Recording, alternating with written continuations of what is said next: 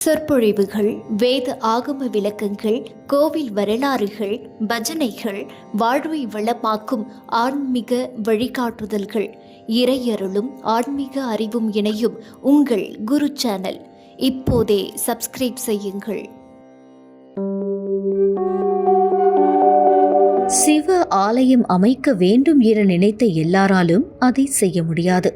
அதற்கு பல்வேறு சூட்சுமங்கள் இருக்கின்றன. குறிப்பாக பக்தி, கர்ம பலன் உள்ளிட்ட எல்லாமும் சிவன் கோவில் கட்டுவதில் தேவைப்படுகிறது. பார்ப்போற்றும் தஞ்சை பெரிய கோவிலை கட்டிய ராஜராஜ சோழன் கூட கோவில் கட்டிய பிறகு அவருக்கு சிறந்த வாழ்க்கை என்பது அமையவில்லை என்பதை வரலாறு சொல்கிறது. அதற்கு காரணம் கோவில் கிடையாது, வந்த வேலை முடிந்துவிட்டது என்ற பின்னணியும் இருக்கலாம்.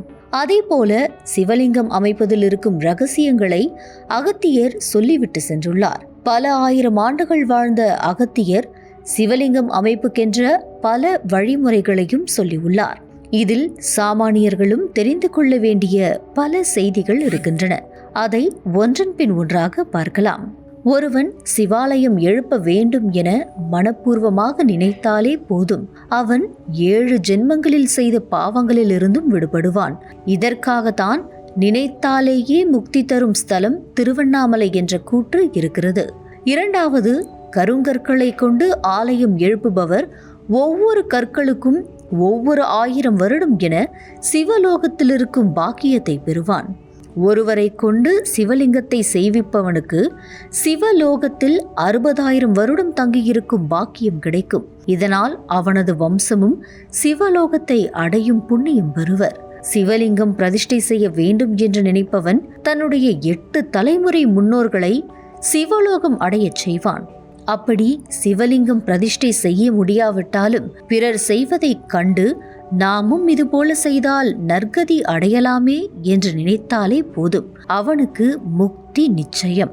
எந்த நேரமும் சிவபெருமானை மனத்தால் தியானித்து வருபவர்கள், ஈசனை மலர்களால் அர்ச்சிப்பவர்கள், சிதிலமாகி கிடக்கும் சிவாலயத்தை புதுப்பித்து நித்திய வழிபாடுகளை செய்விப்பவர்கள், காலையும் மாலையும் ஆலயத்தை பெருக்கி சுத்தம் செய்பவர்கள், சிவாலயத்தை நிர்மாணிப்பவர்கள், சிவலிங்க பிரதிஷ்டை செய்பவர்கள் ஆகியோரிடம் யமதர்மன் நெருங்க மாட்டார். சிவாலயம் சென்று இறைவனுக்கு தேன், பால், தயிர், நெய் ஆகியவற்றால் அபிஷேகம் செய்து பூஜிப்பவன் 1000 பசுக்களை தானம் செய்த பலனை அடைவான்.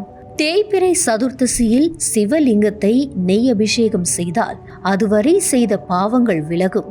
பௌர்ணமி, அமாவாசை தினங்களில் சிவலிங்கத்துக்கு அபிஷேகம் செய்து பூஜிப்பவன் சகல பாவங்களிலிருந்து விடுபடுவான். இவை அனைத்தையும் தாண்டி சிவ வழிபாடு செய்பவனுக்கு அடுத்த பிறவி என்பது கிடையாது. முக்தியின் கடவுளாக இருக்கும் சிவபெருமானை நித்தமும் பூஜை செய்து சிவ சிவ என வாழ்ந்தால் அவர்கள் சிவனுடையே கலக்கலாம் என்பது எழுதப்படாத நிதி. அதற்கு ஒரு சிறந்த எடுத்துக்காட்டுடன் முடிப்போம். மகாபாரதம் என்ற இதிகாசம் உருவாக மூல காரணம், யாரை அழிக்க பாண்டவர்கள் கிளம்பினார்களோ அவரே ஒரு சிவ பக்தன்தான். பரணி நட்சத்திரத்தில் பிறந்து துரியோதனன் ஒரு சிவபக்தன். அவன் பாஞ்சாலிக்கு செய்த காரியம்தான் குருஷேத்திர போருக்கே அடித்தளமாக அமைந்தது. அப்பேற்பட்ட துரியோதனனே ஒரு சிவ பக்தன்தான். அவனுடைய தாய் காந்தாரி தீவிரமான சிவபக்தை தான்.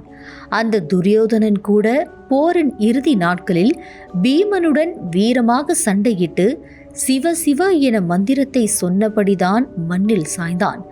அவனுக்கும் சிவலோகத்தில் முக்கிய இடம் கிடைத்தது.